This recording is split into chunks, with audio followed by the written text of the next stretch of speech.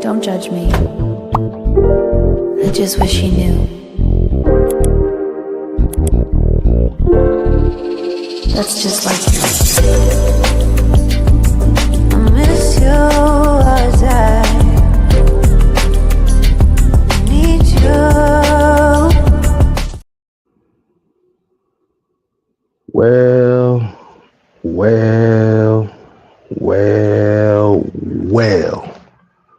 What's going on, people? What's going on, people? Man, we got the STS coming to you Sunday evening. As you already know, I am your host, 6K for the evening. And I ride solo dolo for right now. And like you said, man, this is the STS Chronicles. This is the live show where this conversation may go in a multitude of ways, not just Atlanta Falcons sports, but sports in general, entertainment, and such and such. But we got what I would say, this is a very interesting conversation we're about to have this evening, because this is based solely on a poll that I have on the 6MK Live channel. As you see on the screen, it is the Aaron Donald versus Lawrence Taylor conversation. And I want to go ahead and get this out the way. Wait a minute, who is that in the background? Somebody just popped in here. Somebody whose hamstring is on fire right now. I have no idea why. Good God Almighty.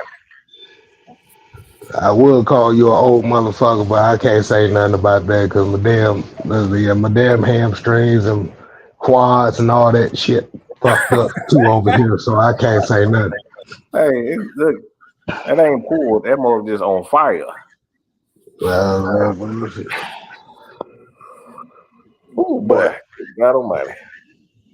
But as y'all recognize that voice, that is the senator riding shotgun with me as usual, Mad Mike Sports.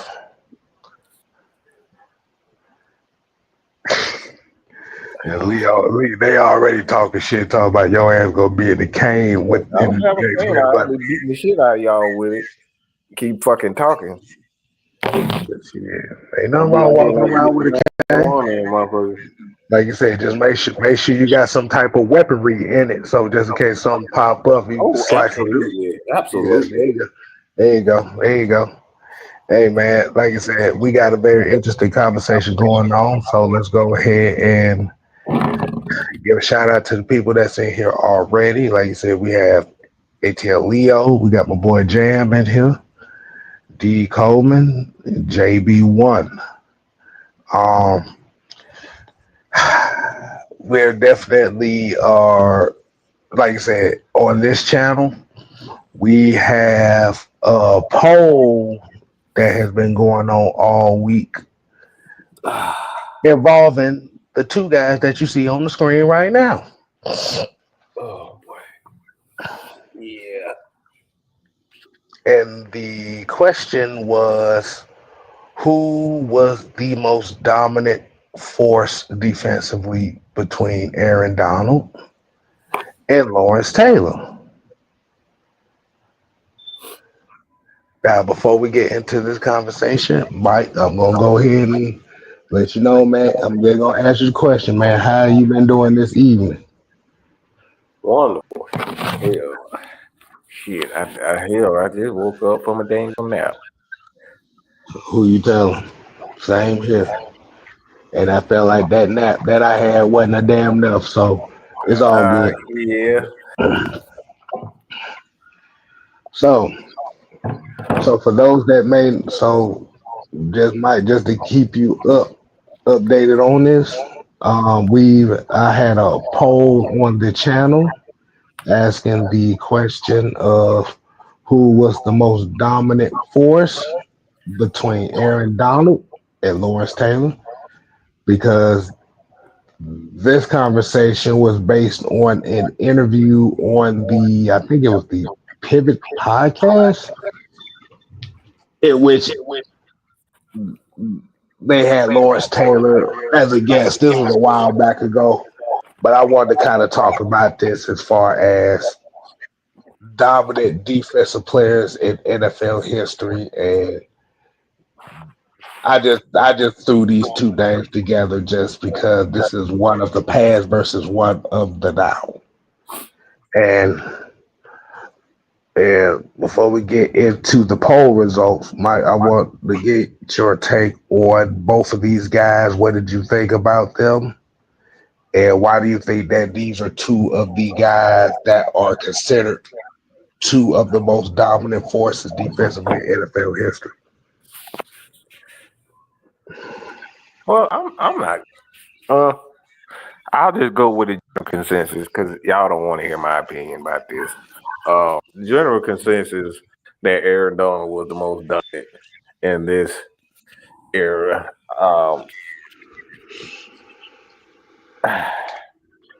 I wouldn't necessarily agree wholeheartedly, but if you just look at his numbers, I mean, the numbers speak for itself.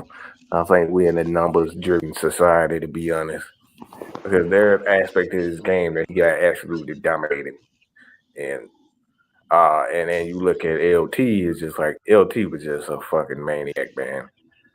Uh, he, he instilled so much fear in an offense. Okay, he changed the way the game was. I don't think Aaron Donald changed anything as far as the game is concerned. We've seen a number here, a number of guys like him. I mean, to be honest, guys like good God, what Tommy Chicago Bears, the defense, Tommy Harris. Harris. Tommy Harris is one of the guys that I see was just equally as dominant as Aaron Donald. So it's like for me, I like there's a certain aspect like you could say that Aaron Donald was one of the most dominant, yes, but there's a lot of aspects of his game that you know I don't see dominant at all. Yeah. And you know, say I spent my morning educating 70-year-old twins on uploading photos. Well, Yeah, good God Almighty, it wouldn't be me. yeah, I understand that from an aspect in Ooh itself. boy. Uh, Dirty here said both are dominant, but from different perspectives. Both for game changers. LT set the bar that few can challenge. Mm. Now, the reason why I wanted to have this conversation one of the reasons I had this conversation, because if y'all went and looked at the poll on the channel, there was a couple comments or that was brought up where I forgot the dude's name because I can't bring it up right now because I'm on my phone. He basically said that LT was overrated because he was an outside linebacker and Aaron Donald was an undersized defensive tackle. Do I need to say that again? Yeah, please say that again. Okay, so the comment itself, let me see if I read this correctly. He said that anybody that thinks that LT was dominant is lying to themselves. LT was a glorified outside linebacker, while Aaron Donald was an undersized defensive tackle. Quit bullshitting with yourselves.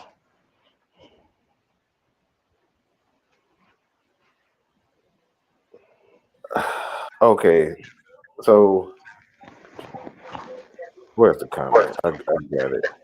All right. David Breeden is the guy's name. Anybody that picked LT is lying to themselves. Bro's a whole outside linebacker, also did stuff on coke, also barely double teamed. Mm-hmm. Aaron Donald was an undersized defensive tackle manhandling 2 and 3 dudes. So let's stop the cap. Mm-hmm. Literally the stupidest shit I've ever seen because I've literally seen Aaron Donald get manhandled a couple times, a lot. I saw that. And Kev, I think you can agree. We talking about in the running game. Aaron Donald, he was he was average at best at stopping the run. Yeah. Yeah. Yeah. The thing is that the thing that I come with as far as looking at both aspects of it, um, this is the one thing that I will say with Aaron Donald, and this kind of goes back to the Super Bowl in which the Rams did win. If you paid attention close to the Super, not even just that Super Bowl, but the Super Bowl in which they lost to the Patriots too. The run game was his kryptonite. The run game was his kryptonite. Like you said, the thing is, Aaron Donald was your prototypical three tech at the time, right here, in which he was dominant. You know, when you look at him, it's the all pros and the Pro Bowl selections and the first team all pros pretty much consistently throughout his career. It's one of those things where a lot of, like I said, a lot of people look at that and say, okay, yeah, he was dominant position, which he was, which we're not saying that he wasn't dominant. But one of his biggest flaws in his game was if you ran at him, you pretty much took him out the game. If you ran away from him, is where he did most of his damage.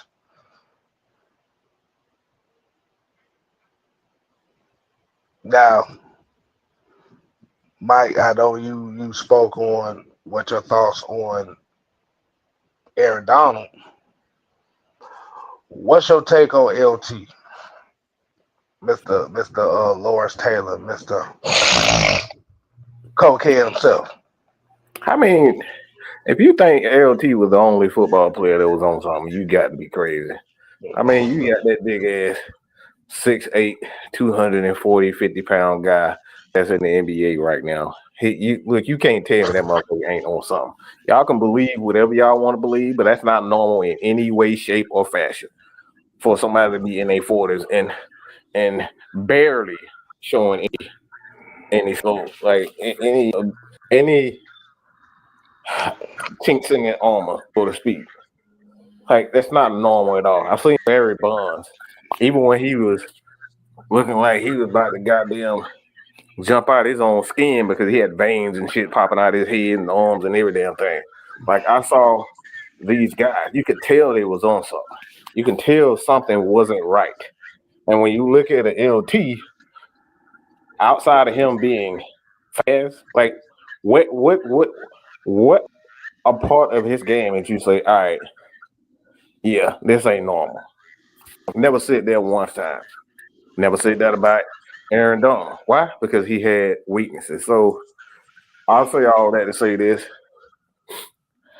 LT changed the way the game was. And to be honest, if you just look at the rules of the game in itself, for this man to even be as dominant as he was, when you're allowed to be physical, when you're allowed to be, you were allowed to hold guys. Offensive linemen were allowed to hold defensive guys in the 80s and 90s. They were allowed to do that. And they still couldn't handle this dude. Why? Because his technique was impeccable. Same thing for Aaron Donald. Like, if you look at his technique, it was impeccable. But you saw the chink in his armor with his, like you say that a lot of people say that he was just manhandling guys. Like, no, not necessarily. I think Aaron Donald had a gift. If you look at his game, he just like you just it was like you don't want to make me mad. You don't want to make me angry. You wouldn't like me when I'm angry. You know what I'm saying? He was the Incredible Hulk. So as long as he wasn't angry, you were good. You had a chance. But Mm. LT, if you think cocaine do that to you, yeah, sorry. Like some people on cocaine, they don't even want to work and move. So when we see him on the streets for hours and days and years, months. So again, if you think LT was only street because he was on cocaine, I can't talk to you. Okay. Now, Mike brought up a very interesting point. Is LT actually in his words was LT revolutionized that particular position of an outside linebacker because based on that comment as far as LT being an undersized defensive tackle, a lot of people don't realize that LT was an undersized linebacker within himself. He was undersized majority of his career. Which well, I think he said he was listed at about 223. Yeah. 223, he always bounced around 220, 225. He was no bigger than that. I think he got the biggest he got was at the end of his career. But the thing about it is when we're looking at the impact as far as what these two guys brought to the game from two different positions can never be disputed. Biggest thing, like I said, in my personal opinion, and this is my personal opinion, like I said, y'all can take it for whatever y'all want to. I love me some Aaron Donald, and I didn't really grow up in the prime of an LT, but just going back and looking at the games itself, LT Lawrence Taylor is the prototype of what most football fans today look at what a dominant outside linebacker slash edge rusher would be. Well, let me look at these numbers. All right. I'm gonna read off some numbers in regards to Lawrence Taylor. Okay. Go ahead. These are his total sack numbers, okay? His sack numbers in his thing. His rookie season, 9.5, seven and a Mm-hmm. half, 9.5, 11.5, 13, 20, 12, 15.5, 15, 10, 7, 5, 6. This dude has never had any less than 5 sacks in a season. Never. He was the first guy. Okay? He didn't need an extra game like Aaron Donald did, and a lot of these guys today do. He didn't need an extra game. Okay? That's another thing you got to take into consideration in regards to him. Like, this dude was a freaking animal, man. Um, I about to Never. say, I about Think to about say, this for a second. I about to say, you might want to kind of push. You might want to read off some more of the stats as far as just the interceptions and Oh, gosh. the Y'all. ability, like kind of the ability to be a more of a multifaceted defender. Yeah, and the thing with that, too, one interception, two interceptions, 1, 3, 1. The dude had 9 career interceptions. And, his forced fumbles. Obviously, he was the one that revolutionized the game as far as the forced fumble. They didn't really keep that stat back then. So, the forced fumble came much later. Actually, keeping that as a stat. So, this Mm-hmm. dude really had a technique where he would. I mean, you should have saw it with one of the most gruesome injuries of all time. I don't even want to talk about it, but he revolutionized to get the strip sack. This guy changed the game on so many levels. This is him. He did this. So to be so disrespectful to the guy that still to this day they're trying to create another LT, and there's never been anybody like that. Still to this day. Mm. And this comment right here said that 20 and a half sacks in the 80s where they didn't pass the ball as much is insanity. Yeah, that's crazy, bro. Mm. Let's see. Yeah, that's why I said Lawrence Taylor. And the crazy part about it is, as much coke and damn drinking he was doing in the 80s, and to get the numbers that he had, you would think if he wasn't doing all that, he would actually have bigger numbers than what he did. And that's the scary proposition That of right all there. that.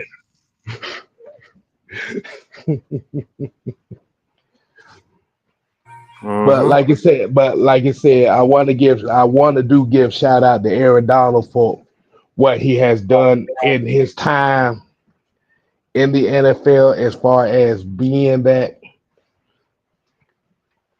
dominant three tech defensive tackle, being able to instill fear within that role, which is something that I'm about to say, can you hear me?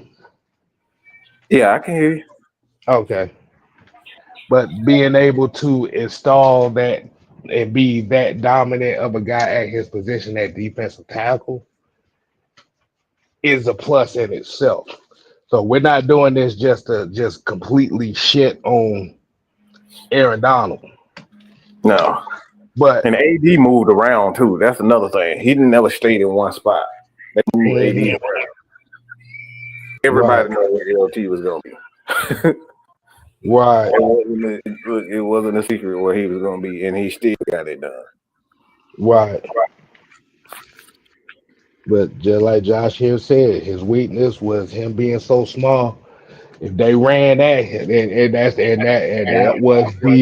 that was the scouting report on him. You run at him, you can neutralize him out the game. I But the mean, thing about it is, we did it. mhm, yeah, I think about it. We did it with him in 2022, where he was a non-factor, where we almost came back from 28-3 against the Rams. I remember Mm-hmm. that.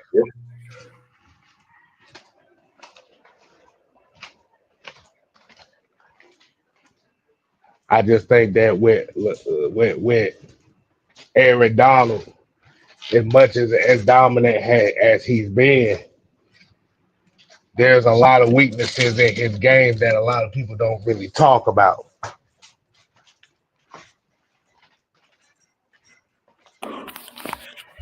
He's probably one of the most dominant players at his skill level and what his skills are, which is rushing the passer. But like if you Right. just look at his game in its entirety, he had a lot of weaknesses also.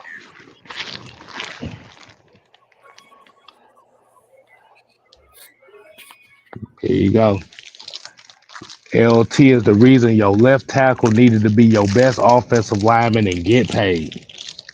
Mm-hmm. Yeah. And again, that's when you're allowed to hold edge. You can't hold it Aaron Donald right now. You can't hold these guys, and that's another thing.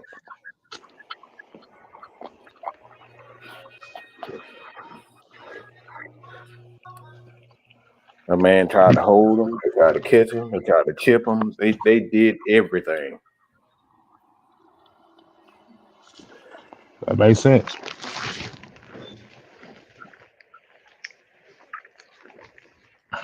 That's one of the major reasons why then you start to see a more offensive lineman getting bigger around that time. Because you have to remember, around that time, the average offensive tackle was like 280 pounds. Yeah. But They were too slow to get to him. They, like you said, K Styles get done, y'all. That's why he ain't talk. I'm over here eating on some fruit. So yeah, I'm good. Yeah, I get my little fruit in. No, just waking up, I gotta have some fruit. But like you say, it just kind of goes back to what we talk about as far as who was the most dominant of the two. And I'm gonna go ahead and read these poll numbers that was on the channel. Ooh, all right, yeah. So between Aaron Donald and Lawrence Taylor in the poll numbers won. Actually, the poll wasn't even damn close. It was 80-20. Lawrence Oh, Taylor. wow.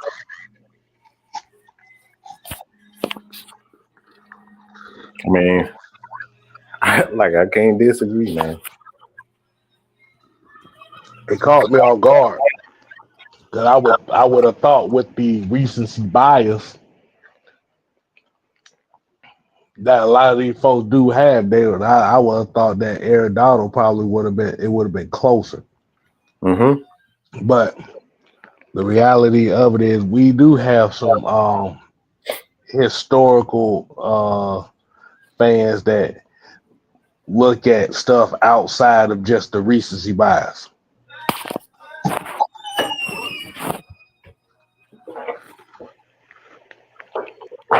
But I do want to ask you this question, Mike. Since we're talking about these two, Okay. is there anybody in the NFL right now that you can honestly say that resembles either one of these two guys?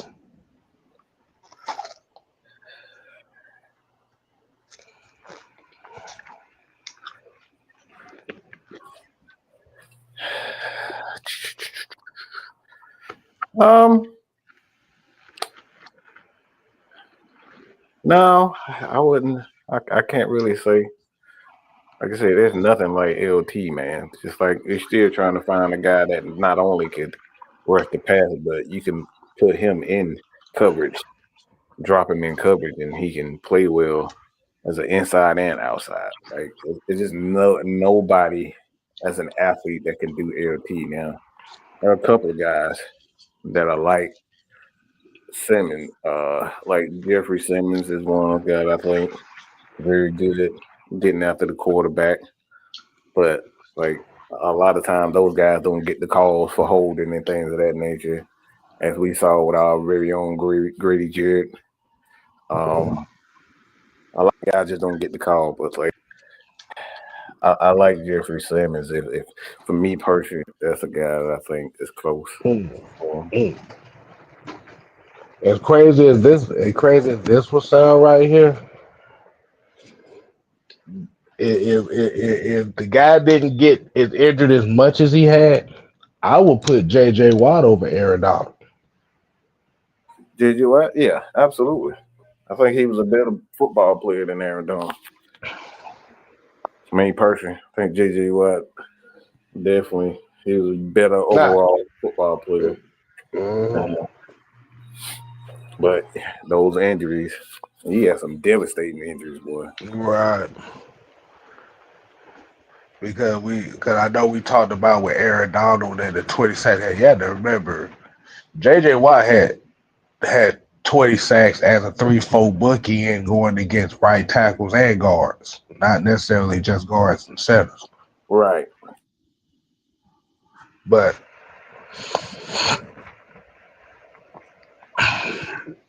like you said, Aaron Donald for what it was worth with him is the most dominant defensive tackle, or in layman's terms, 3 tech that this league has seen in a very long time. So I want to give him credit on that too, because it was Yeah, as a Falcon fan, we see what he has done against. We see what we did against him, but him jacking up Devontae Freeman and having the whole Falcons team scared to goddamn come to his Yeah, defense is something yeah, they just something look. serious. No, Miles Garrett is absolutely nothing like Nah, LT. Absolutely nothing. nah, nah. We're talking about just pure edge rusher, outside linebacker type. Miles is more The powerful. closest the closest thing that you'll probably see is probably TJ Watt right now. Yeah, that's probably the closest thing. That'd be the closest thing if you're talking about consistently. We're not talking about dumb. We're not talking about numbers and having numbers. We're talking about how those guys actually play and skills. You focus on sack numbers, and like I said, sometimes them sack numbers can be a little misleading. He had to think about it. Not only did he have the sack numbers, but he had the tackles for losses, the pass breakups, the INTs, and the picks, and the Yeah, defensive touchdowns to go with it. and again, You Miles know, Garrett wins with power. He doesn't win with a lot of athleticism. hmm hmm so this is just one of those things where, for a lot of folks that get a chance to kind of watch, I know we've all kind of watched Aaron Donald career throughout, so we pretty much a little bit more familiar with Aaron Donald than what we would be with Lawrence Taylor.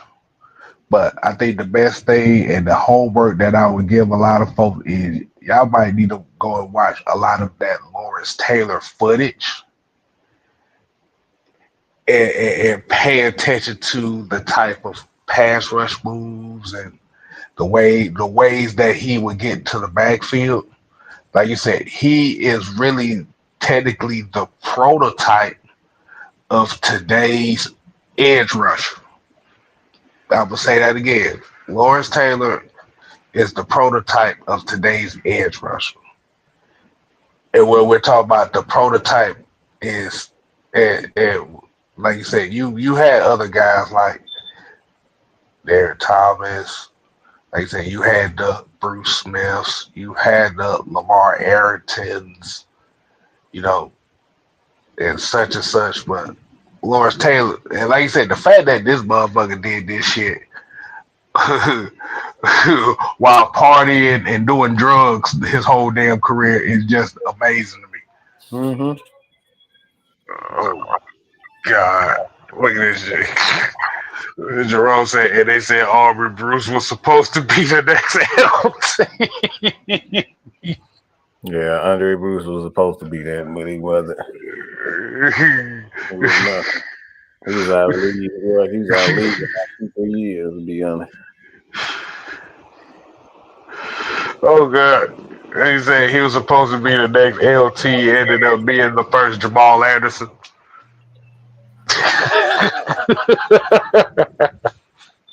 With two A's.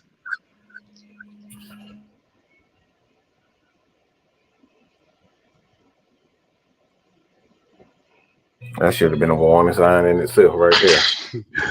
I always say it like this: I'll never draft a guy that's supposed to be the next whatever. If I hear any damn draft expert say, "Okay, this guy's supposed to be the next such and such," um, throw that man in the garbage because I'm not going down that road.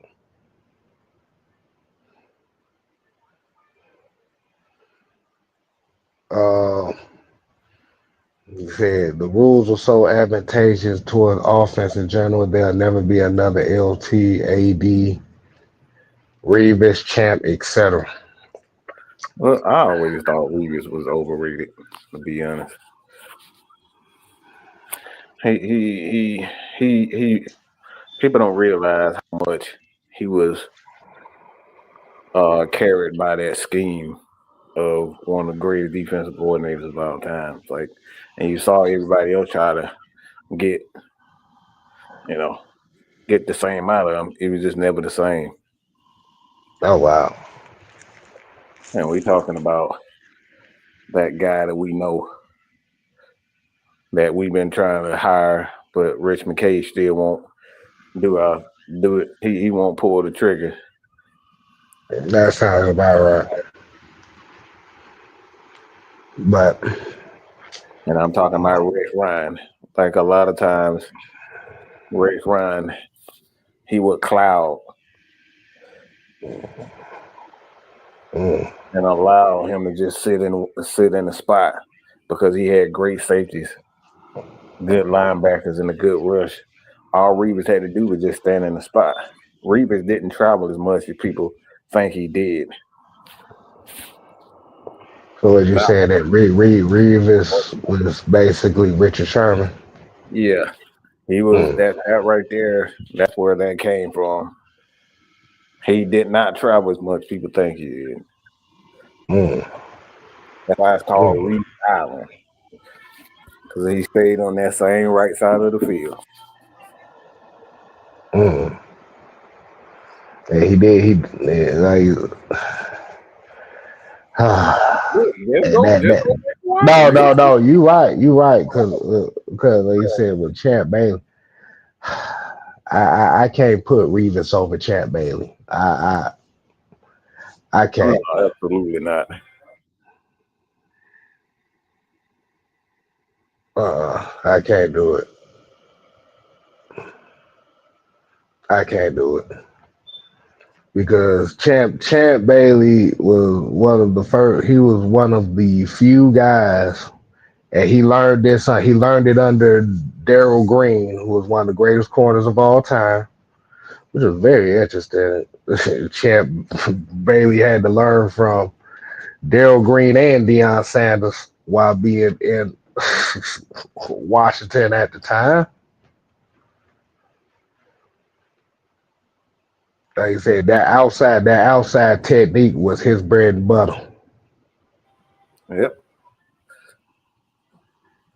Reeves versus Akeem Talib. Mm. Nah, Yeah. I would say I would put Reeves over Talib. Talib was a very physical man, corner himself. Yeah. But But I seen Champ travel. I can't say you're a shutdown corner if you don't travel. Just that's not how it works. I seen Namdi Asomugha have his own island. Does that make him great? Oh my God. Not now there. Good God Almighty. Boy, he was supposed to be Jesus.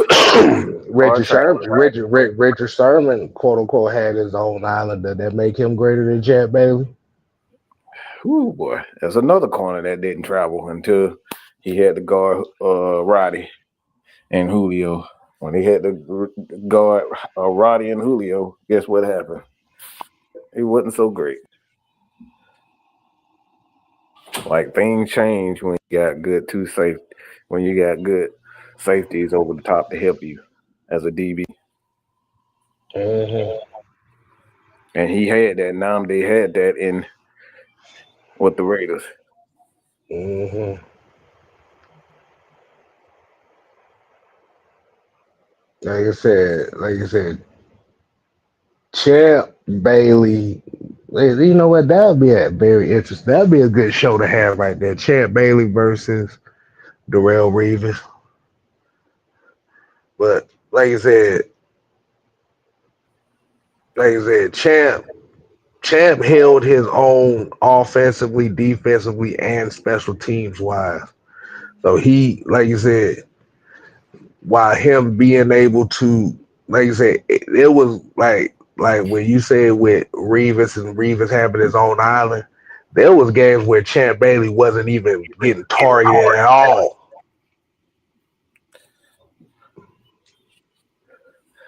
as well. Let me ask you a question, Kim, and just What's to up? look off what you got. If your coach won't let you travel, do you think there's a reason behind that? I mean, it's a little, like I said, this is just from my guess because I'm not a corner by nature, but this is just kind of like my guess. It's just it seemed like it'd be a little bit easier for you to cover a side and knowing your side and tendencies. Your technique, right? So basically, based on your technique, a coach know you better than yourself. So if you knew technique wise that your guy could actually handle that situation, wouldn't you allow him to do that if he can handle it? It's just like saying, "Well, Dion, I know you can handle being in the slot and both outside." Wouldn't you allow Dion to do that? Hmm. So why wouldn't if you saying that they don't allow AJ or whatever the guys to do? Why wouldn't you allow them to do that? Because those guys at that particular time weren't good at that. Yeah, but Josh said my favorite corner of all time is Charles Woodson. I can fuck with that. Yeah. I fuck with that. Hey, y'all just gave me an idea for a next damn show. Oh Top yeah. corners of all time. Yep. But like I said, see the reason why I can't put Ray Reeves over Champ is because literally it's pretty much ain't pretty much that much different. It's not really that much different. Like you said, Reeves Island lasted maybe like 3, 4 seasons before people kind of figured out what the fuck he Yep. was. Yep. And Reeves Island started sinking like Atlantis. That's when they started hitting corners like that, attacking the safeties because they figured out Reeves Island. Because what they were doing was just clouding them. So he did get a lot of cloud cover, but the thing with Reeves' greatest technique was he it's kind of like in basketball where you have that defender that kind of knows how to not to tug just a little bit to where it didn't look obvious.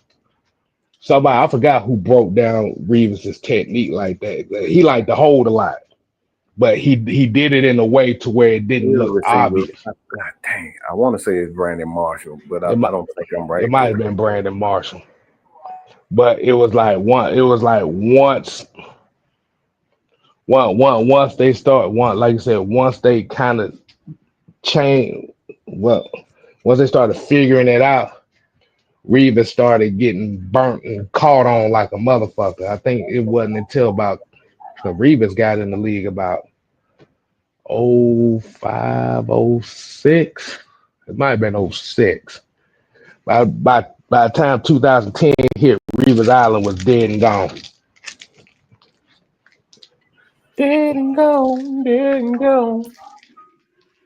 All right, but We we can't. That's going why you can put corners in different categories because every corner is not a like Reeves was one of those guys that you would play a lot of man zone with, yeah. not a straight man guy. Yeah, but he used to catch hell with a lot of speed receivers though. The one that used to Ooh, beat him yeah. on them double moves. Double move receivers will beat the fuck out of him.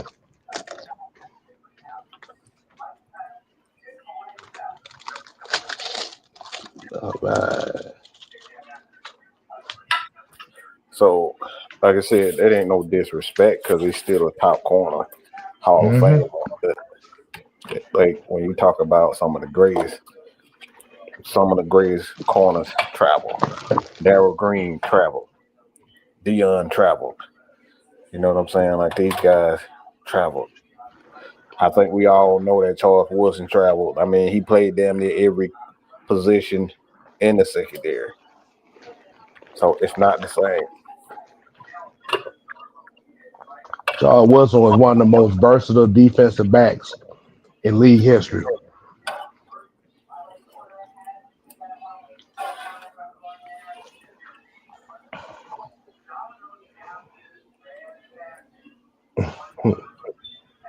He said it was '07 when we passed on Reeves for Jamal Lance. I'm not even tripping on them passing on Reeves. It's the fact they passed on Patrick Willis, in which we needed a linebacker at that time. It was the Patrick Willis thing that threw me the hell off. Yeah, that pissed everybody off. It was just the wrong decision. In no way he should have been in that spot.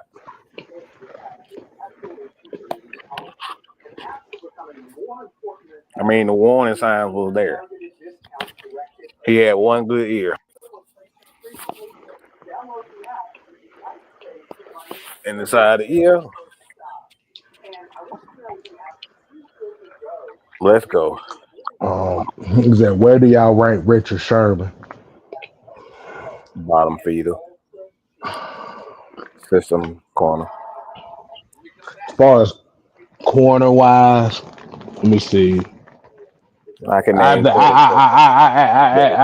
I, I actually have to put my list together before I figure out where I would rank him. But like you said, the thing about it is you have to look at around. You have to look within the last. Let me see. It's 2000 going on 2025.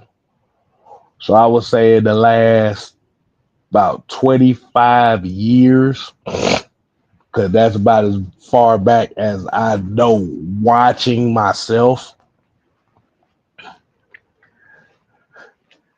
Richard, like you said, I have to list them off, but I wouldn't put Richard Sherman up there because, like you said, we've seen a lot of great corners around that time. Like you said, Champ Bailey, Rondé Barber, Yeah, I can name 20 Chris, corners. Chris, like you said, Chris McAllister, Sam Madison, Patrick Surtain, um, Mike McKenzie. Um, let me see. Let me see. Shepard was pretty damn good. Rod Woodson, even though they put him at they reverted him to a safety later in his career. Aeneas Williams is another good corner. Dre Bly was another good corner. Um, Rasheem Mathis, Charles Till. I'm surprised we didn't say Charles Tillman, the Peanut Punch. We didn't say that one. Like you said, Antoine Winfield, Troy Vincent. Um, let's see who else was in there. Aaron Glenn was another good one. Let's see who else we put in there. Samari Rowe. And it's crazy as hell. Like I said, Daryl Green, another. Like I said, Daryl Green played the league for damn near 25 damn years. That motherfucker outran everybody at 43 years old. So that dude was like that dude was that he was him.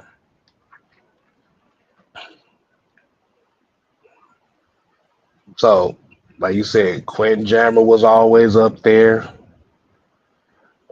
I was gonna put Sheldon Brown up there, but we only know him from knocking Reggie Bush's ass into Yeah, a whole nother damn another thing. So that's all he was known for. Like I said, Al Harris, another one. Terrence Newman. Terrence Newman didn't last that long. D'Angelo Hall would have actually been up there, but he was too damn inconsistent. he got He was paid. He got a paycheck. he was too damn inconsistent for me. Um, they said Terrell Buckley, Ty Law is another one. Mucho throwing some old school names in there. I was trying to stick with this since 2000, 2001. Like you said, yeah, I wasn't trying to go that far back because I'm actually just going off the guys that I watched and that I've seen. So that's a whole nother show. That's a whole nother show right there. We can talk about that, but um, Yeah, Nez Webb, we just said that. Yeah, I said Chris McAllister, said Samari Rowe. And we might need to say we need to say that for we gonna say that for another show because like you said, we need to go down some of these list of corners, man. But let me see, it's 8:25, so we got about 15 more minutes. Um, we got a fun second topic here. I want everybody to kind of give their takes on the second topic, which is the worst movie villain you've ever seen.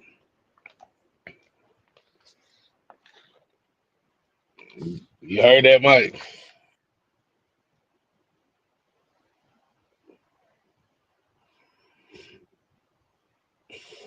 So I'm sorry, I said save No, this topic for later. I hear Yeah, you. we gotta say this topic later because, like you said, that corner position, boy, it's a rich history of corner. Well, it's a rich history of everybody, but like you said, as far as Richard Sherman, and what he asked about rating Richard Sherman, I want to kind of get that list together to talk about some of the best corners we've seen. So that's why we'll say that for later. But this question, Mike, I got for you is movie villains. Who is the worst movie villain that you've seen growing up? The Tremaine, yeah, like I said, 70s and 80s defensive players will be included in that list too. Like you said, it's just rich history all over the place.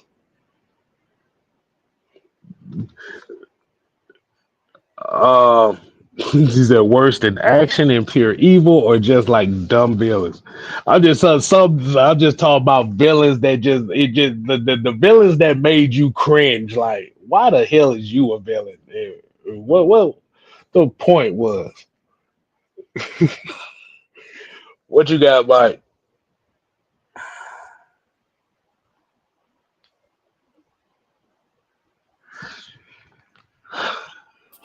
Uh, excuse me. Uh, from the Justice League, Steppenwolf, whatever the hell his name was. Steppenwolf? Why It just, was he bad? I just didn't get it. I just didn't get it. You didn't get it. Like you said, It what just was didn't it? have a spot where it was just like, I don't know, man. Like Justice League, they could have done so much better with a lot of their movies, but they just I don't know.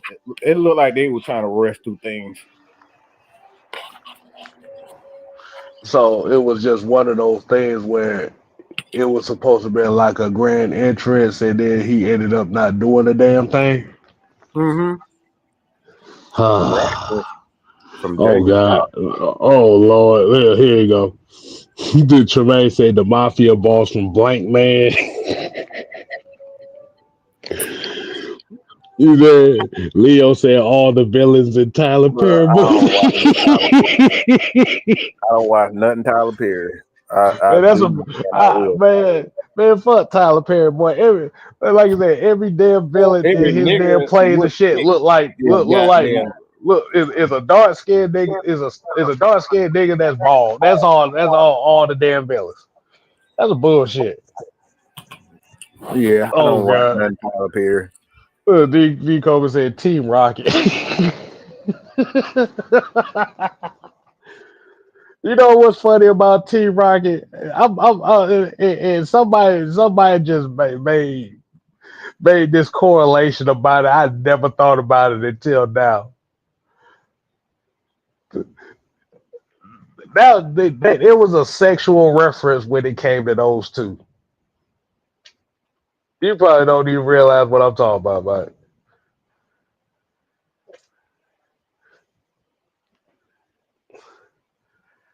like, how is it that James Pokemon is a Bellsprout who has a wide open mouth that looks like he likes to suck. Whoa, And whoa, what? no. This is the correlation somebody made on this shit that made me laugh. How is his Pokemon mouth is wide open, but her Pokemon, Jessie Pokemon, likes to lick a lot? That's some bullshit. You know Did what? you? I mean, these freaky ass Asian people, we know they some damn weirdos, so they probably did that shit for real. Exactly. They probably did it on purpose. I mean, Bell Sprout likes to gobble up James, and Lickitung used to like to lick Jesse. That was some bullshit.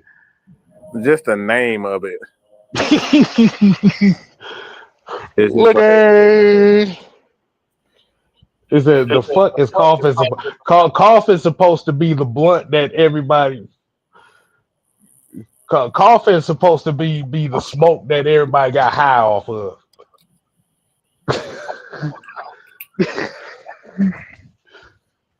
And Ekans is supposed to be the poison. It's supposed to be the poison that everybody got messed up off. Well, he said, Bell Sprout looks like a flash. where the fuck is this shit going? Y'all turn Bruh, no, I'm serious, bro. I'm sitting here, I'm looking like, and I went and watched that shit back on a multitude of times. I'm like, wait a minute, she has the licking Pokemon, and Bellsprout likes to eat this nigga. I'm like, wait a minute, something ain't right about this. Leo said he ain't lying, bro. I had rewatched that shit, and I had to say, what in them? Yes. the motherfucking name Licky Tongue. Lickitung, yeah. This shit is named after damn sex toy. They Pokemon after sex toys. I'm like, yeah, this ain't what it's supposed to be. Man, See, I see, don't we ask me what's going see, we was brought up on bullshit. on. That's what All happened right, over here. yeah, exactly. You need to ask what's going on. Yeah, well, like you said, once you start looking at a lot of these cartoons and you start catching like subtle stuff, you be looking like, bro, what? I like, The motherfucking name huh? Squirtle. Okay. Squirtle, I choose you. And that was Ash's main Pokemon he went with was Squirtle. Yep. Yeah, Deco said, yeah, Jinx out here looking like a mammy. Yep. They turned their ass blue because they was catching hell for her looking like a caricature of Jim Crow. Like, nah, yeah. These motherfuckers literally had a whole episode where they have a whole bad episode that caused seizures for kids. Yeah, I heard about Yeah, that. yeah. Glad I didn't see that episode at that time because I was going through seizure episodes myself around that time. Um, but for me, you want to know who the worst. You want to know who the worst movie villain for me, the worst villain I've ever seen. Okay. I Are you mean, ready I for this? thought Lex Luthor was corny too, especially in the Christopher Reeves episode. That shit, like he looked stupid as fuck. God bless him. I'm not talking about him, but I just thought it was bad because I'm not speaking. That's Gene Hackman who played him, right? Yeah. Okay. Yeah, I didn't like. He's terrific Yeah, actor, but Mujo, it, it, Mujo, I wasn't feeling that. yeah, Mujo said Shredder from Ninja Turtles. I thought Shredder was pretty good to be To be honest, the original Ninja Turtles movie. Yeah, oh yeah, Shredder was I ain't talking about that bullshit afterwards. not the Word was history of the slime and all ooze, like ooze. not the history of the Like, ooze. they No. went crazy with that. Hmm. Now, but let me tell you who my worst movie villain. I gotta go back to one of my favorite movies. I gotta go back to Big Trouble in Little China. Oh God. It's so bad I gotta actually put a picture of this nigga. Hold on. You ready? Yes, yes, yes. This sorry son of a bitch right here. Man, you know what? You pissed me Was the off. worst Really one of my villain. favorite. This Oh the boy. worst shit I ever seen in my fucking life. The way that they set his ass up was he was supposed to be the lightning god, and we seeing all this pyro of him shooting electricity. For those that don't know, this guy right here was actually the precursor and the inspiration for the Raiden character in Raiden. Mortal Kombat. Oh boy, I love fucking Raiden. This son bitch right here had two scenes in the whole movie where we saw his electrical ability, and it made me mad. Cause in this scene, he was the final boss, and he was supposed to chase these motherfuckers. This motherfucker get hit upside the head with a rock and died. I'm like, you son of a, what are we doing? I'm And sitting there like, it was a creepy ass movie if you really look back at it. nah, Big Trouble in Little China for me was, yeah, it was creep.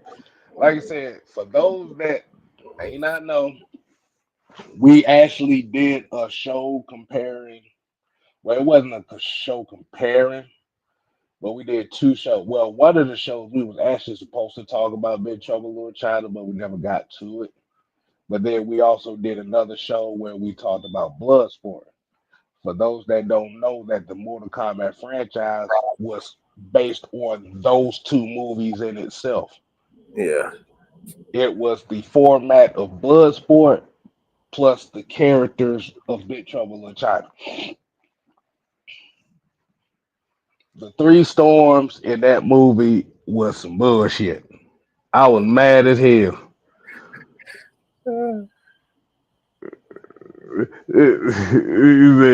He said, ain't that the dude that got killed by a statue? Yes, they threw a statue on this nigga Yeah. head and he died. I went back and watched it. I'm like, nigga, that's it. shit, shit, Thunder went out like a gangster. He blew himself up. At least he blew Yeah. himself up. He blew himself up. Ray just got stabbed with a sword that got thrown at his ass. They went out like, geez.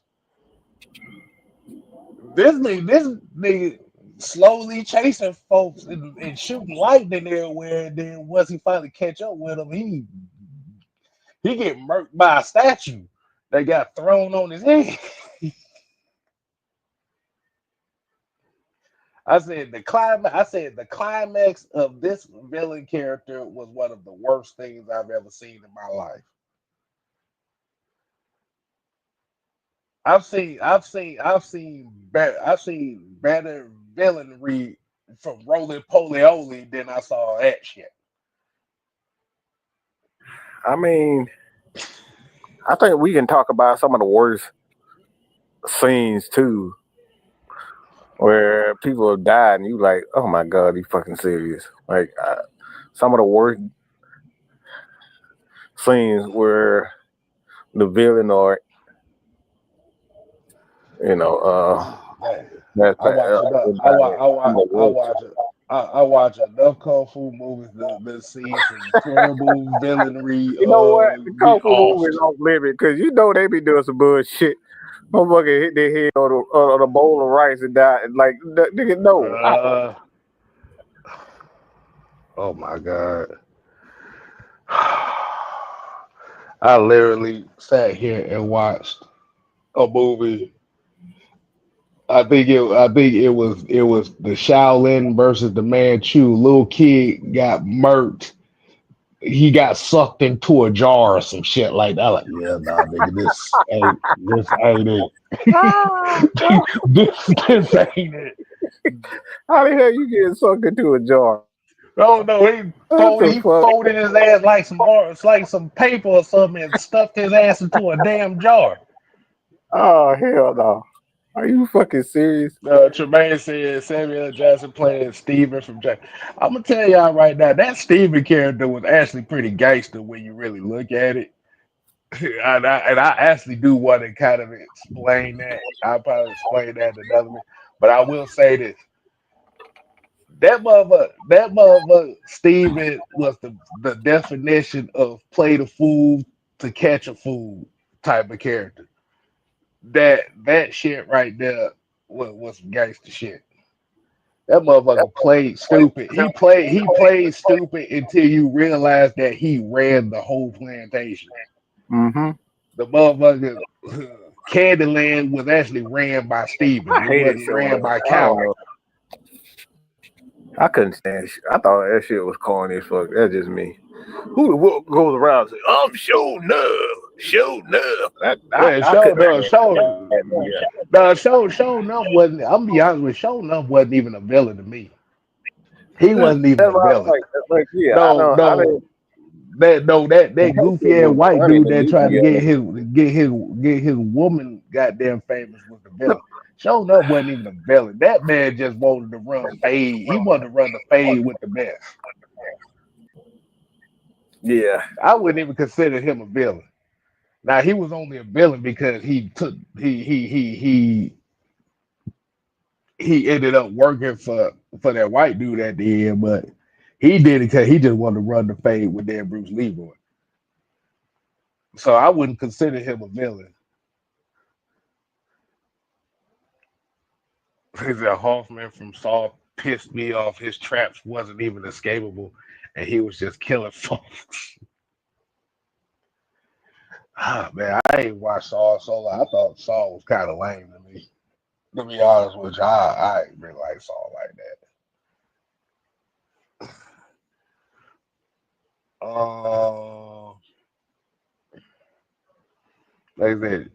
Like I said, show enough just wanted to run. He wanted to run the fade to see who was the best. I can't call that a villain. I can't call that a villain. yeah, that motherfucker just like to fight. Yeah, he just wanted to prove that he was the best. Now, if y'all would have watched Mr. Nanny with Hulk Hogan and saw the nigga that had the metal head or something like that, that's a stupid villain right there. Bro, I don't remember that. I really don't remember that movie. I I, gotta go watch I, I, yeah. I'm gonna send you clips on that. Mr. Nanny was terrible. But yeah, Hulk Hogan can't act worth shit. it. Yeah, I don't remember that.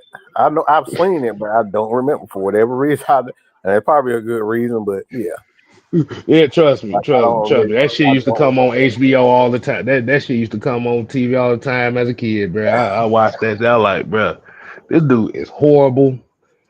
Like I said, I already was not a Hulk Hogan fan at first, and then I seen this movie. I'm like, this dude is terrible. But we're gonna go ahead and get up on out of here because it is Sunday evening, and folks got to go to work in the morning. Look like it's supposed to rain here in a little bit, so Mike, we're gonna let you go ahead and get your final tape before we get up on out of here. I know you want to leave me, but I refuse to let you go. I thought Dr. Freeze was pretty good, but it's just like the lines that they had, they was corny as fuck. Like, bro, yeah, they were just trying to be too PG. Like that's the thing with villains back then. They were just trying to be too PG, and it just kills everything when you try to be too PG. Hmm. Yeah, I'm gonna see you some clips of Mr. Nanny. That Gosh, you know what? That's gonna be one of our next topics. How bad was Hulk Hogan as a damn actor? How about that? which is crazy because he's well, not really because he said the same shit every show. So I can see how he's so bad. Yeah, no, we gonna talk about Mr. Nanny. That shit was terrible. Lord have mercy. What's I crazy? watched that. I watched that movie enough to study it and look back at it and see how bad it actually was. You know what's crazy? Zeus ended up becoming a better damn, aka Mr. Debo, aka Mr. Tiny Lister, became a better actor than he did. Exactly. Well, that's that Crazy. that's because that. But the thing about it is, when he did his movies was he wasn't the main character, but he was memorable enough. Cause even with Friday with Tiny Lister, like you said, it was only a few scenes, but you gotta think he didn't really say much the whole movie. Most of the stuff was like, "What changed? That's my bike, punk." But you instantly gravitate to it. Hulk Hogan and three ninjas from Kick Mountain, whatever the fuck that shit was. You But seen I him don't playing that remember like that shit at all. no. Dang, Kill, how the hell you remember that shit? I don't know why I was about to I talk to don't you. even remember the movie. I just the only reason why I knew he was in the Three Ninja series because I was scrolling through about to watch Three Ninjas Kick Back and I seen High Noon Mountain Park or some shit like that and he was on. I was like, yeah, I know I'm not watching that. But we're gonna get up on out of here, y'all, man. Like you said, man. Until next time, people, man. Make sure y'all tune in tomorrow for the originators where we're gonna have a topic for It's y'all. gonna be real good, y'all. Okay. Y'all like that one. So we might go deeper into those top corners of all time category If tomorrow. any So news doesn't come out, if any news don't right. come out, we'll, If ain't no major news, we probably talk about top corners of all time or whatever. But till next time, people, we here to play. Oh no, baby. We here to stay. Oh yeah, dig it. You gotta go home. But you got to get the hell out of here. Oh yeah. And Hulk Hogan sucks as an actor, wrestler, all around. Fuck him. Everything. Person, actor, tying his shoes, everything. Sucks. Exactly. Put your eyes back in your head. I felt like flavor. Pry their eyes open and force them to see the truth. We will skin the sheep and sacrifice the weak. The unholy alliance has arrived.